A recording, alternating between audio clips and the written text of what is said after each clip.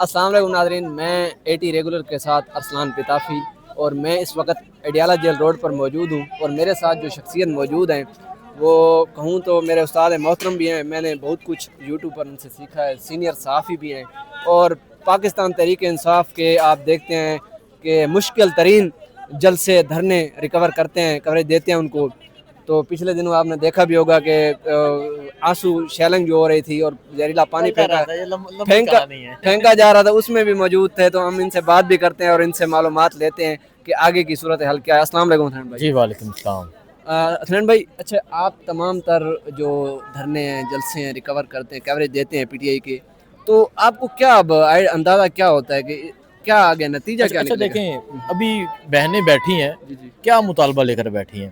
سب سے پہلے تو یہ بتانا چاہیے، کیونکہ جو دیکھنے والے ہیں نا وہ کوئی کہیں سے ہوگا کوئی کہیں سے ہوگا، انہیں میں یہ بتانا لازم سمجھتا ہوں کہ جو یہ ایک سردی کا موسم ہے، آج کی جو رات ہے وہ شدید ٹھنڈ کی رات ہے، اور آج جو ٹھنڈ ہے سردی ہے نا وہ اس سے پہلے نہیں ہوئی. آج بہت زیادہ ہوا بھی ٹھنڈی ہے، لیکن اس کے باوجود وہ شوکت خانم کی اولاد، خان صاحب کی بہنیں وہاں سڑک پہ دھرنا دے کے بیٹھی ہیں. مطلب وہ وہاں بیٹھی ہیں، ان کا بیٹھنا کوئی معمولی نہیں ہے، یہ ایک تاریخ کا حصہ ہے. اور یہ یقین کریں کہ ان لوگوں کے منہ پہ تماچا ہے جو اس ٹائم برسر اقتدار ہیں، جو اس ٹائم خود کو طاقت کا محور سمجھتے ہیں. یہ طاقتیں یہ آتی جاتی رہتی ہیں، لیکن آپ وہاں بہنوں کی ملاقات روک کر بیٹھے ہیں. آپ بہنوں کو اندر نہیں جانے دیتے. عظمیٰ خان گئیں، اندر جب اب خود اندازہ لگائے، وہ کہا گیا کہ خان صاحب یہ بول دے، انہوں نے آ کے یہ پیغام دے دیا.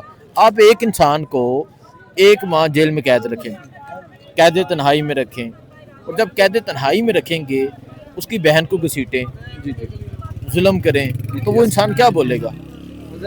وہ انسان پروٹیسٹ ہی کریں گے. نہیں، وہ انسان پروٹیسٹ کریں گے نا، اور وہ ان کو غصے کا اظہار کرے گا. تو اس نے کیا، اور بہنوں کا یہ فرض ہے، اور بہنوں نے اسی طرح آ کے باہر بات کی. اس کے بعد ہم نے دیکھا اس کی پریس کانفرنس آ گئی، اس کی آ گئی. نہیں جانے دیں گے. طاقت آزما رہے ہیں نا، طاقت پہ بیٹھے ہیں، اور بہنیں یہاں بیٹھی ہیں.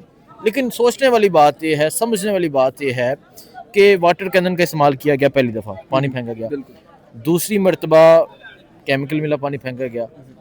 کیا ایسا آپ کو دیکھنے کو ملا کہ لوگ نہیں ہیں؟ آج بھی لوگ اسی طرح موجود ہیں، اور یہ سارے جانتے ہیں. اچھا، لوگ بھی موجود ہوتے ہیں، اور میں یہ دیکھ رہا ہوں کہ جو پی ٹی آئی کے کارکن ہیں اور پولیس ایک ساتھ بیٹھے ہوتے ہیں کھانا. وہ یہ ایک وقتی ہے، تھوڑی دیر بعد.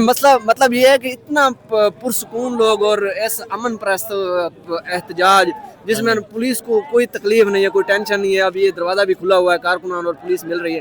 تو ایک تو یہ، اور دوسرا یہ کہ آج جو سردی بھی ہے، اور کہا جا رہا ہے کہ آج گرفتاری کا کوئی سننے میں آ رہا ہے ہوتا ہے، لیکن دیکھتے ہیں کیا ہوتا ہے. یہ باتیں سننے میں آ رہی ہے کہ اریسٹ بھی آج کیا جائے گا. کس کو؟